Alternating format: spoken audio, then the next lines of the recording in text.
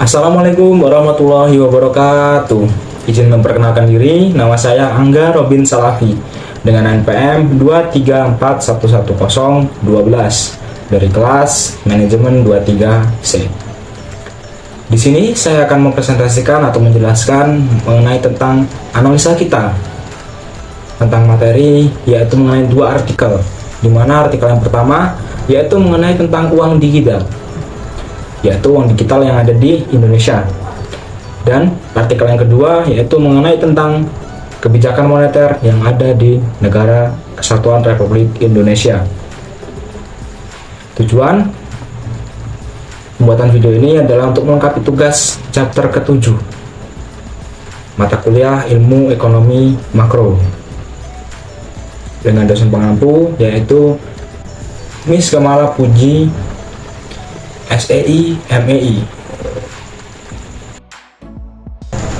Baik, kita lanjut pada poin yang pertama, yaitu mengenai tentang perkembangan uang digital yang ada di Indonesia. Uang digital atau pembayaran digital atau sekarang yang dikenal lebih dengan QRIS telah berkembang pesat di Indonesia dalam beberapa tahun terakhir. Hal ini didorong oleh peningkatan penggunaan smartphone atau adopsi teknologi finansial di masyarakat yang semakin berkembang. Oke, teman-teman, mari kita lanjut pada poin yang kedua, yaitu mengenai tentang definisi dan jenis-jenis uang digital. Yang pertama yaitu ada uang elektronik atau e-money, alat pembayaran yang diterbitkan atas dasar nilai uang yang di-store terlebih dahulu kepada penerbit. Contoh sekarang itu ada e-wallet, yaitu ada Dana, OVO, GoPay, dan lain-lain. Lalu ada M-Banking seperti Brimo, BCA Online, ataupun Mandiri Online. Lalu yang kedua yaitu cryptocurrency, mata uang digital yang menggunakan teknologi blockchain untuk mencatat transaksi secara terdesentralisasi. Lalu yang ketiga yaitu mata uang bank sentral, mata uang digital yang diterbitkan oleh bank sentral untuk digunakan oleh masyarakat maupun lembaga keuangan yang ada di Indonesia. Oke teman-teman, lanjut pada poin yang ketiga, yaitu peran uang digital dalam sistem pembayaran di Indonesia. Yang pertama yaitu ada efek atau pengaruhnya, yaitu efisiensi. Uang digital memungkinkan transaksi yang lebih cepat, murah, dan aman. Yang kedua yaitu inklusi keuangan. Uang digital dapat menjangkau masyarakat yang belum tersentuh layanan keuangan secara formal. Yang ketiga yaitu inovasi. Uang digital mendorong inovasi dalam produk dan layanan keuangan. Jadi intinya dalam kita melakukan pembayaran atau melakukan transaksi, kita lebih dipermudah dengan adanya uang digital ini. Lalu poin selanjutnya yaitu mengenai tentang uang digital terhadap kebijakan moneter atau pengaruh uang digital terhadap kebijakan moneter. Yang pertama yaitu transmisi kebijakan moneter. Uang digital dapat mempengaruhi efektivitas instrumen kebijakan moneter. Lalu yang kedua yaitu stabilitas harga. Fluktuasi nilai tukar dan inflasi atau kenaikan harga barang dapat dipengaruhi oleh adopsi uang digital. Yang ketiga yaitu pengawasan moneter.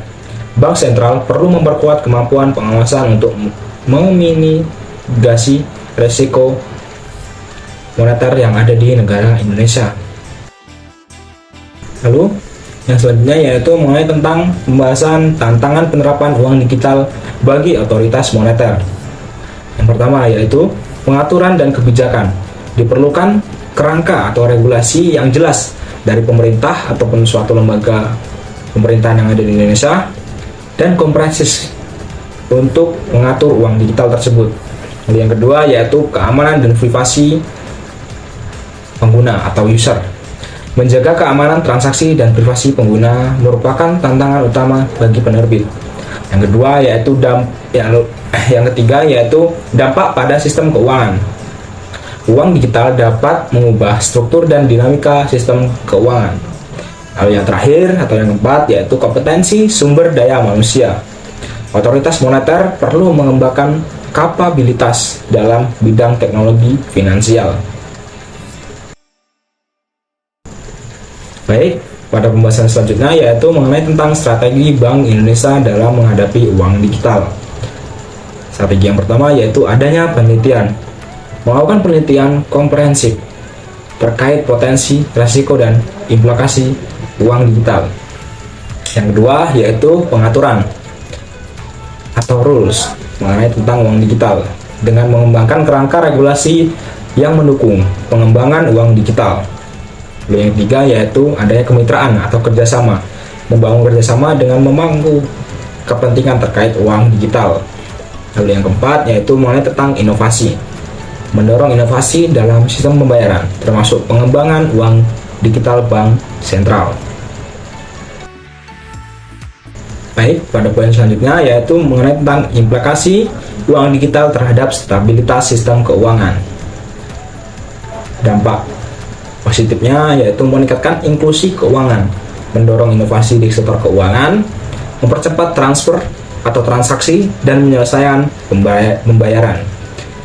Lalu dampak negatifnya yaitu adanya resiko disintermediasi perbankan dan potensi volatilisasi nilai tukar dan inflasi. Yang ketiga yaitu tantangan keamanan dan privasi data dari setiap user atau pengguna. Baik, pada poin yang terakhir, mari kita bahas mengenai tentang kesimpulan dan rekomendasi kebijakan yang bisa diterapkan kepada pemerintah ataupun lembaga yang mengurus atau bertanggung jawab dalam uang digital dalam kebijakan moneter. Yang pertama yaitu perlunya peraturan yang komprehensif atau yang teliti. Bank Indonesia perlu menyusun regulasi yang mengatur pengembangan dan penggunaan uang digital secara menyeluruh. Yang kedua yaitu peningkatkan kapabilitas. Otoritas moneter harus meningkatkan kompetensi dalam teknologi finansial dan pengawasan uang digital. Lalu yang poin yang ketiga yaitu kolaborasi pemangku kepentingan.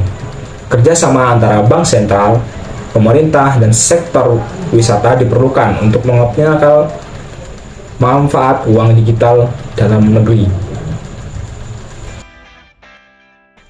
Baik teman-teman, mungkin itu yang hanya saya sampaikan. Jika ada salah kata, saya mohon maaf. Dan jika ada yang kurang paham atau ada pertanyaan yang ingin teman-teman sekalian sampaikan, bisa komen dengan di bawah ini, dengan kolom komentar yang ada di bawah. Baik, terima kasih. Sekian dari saya akhiri. Wallahul muwaffiq ila aqwamit thoriq. Wassalamualaikum warahmatullahi wabarakatuh.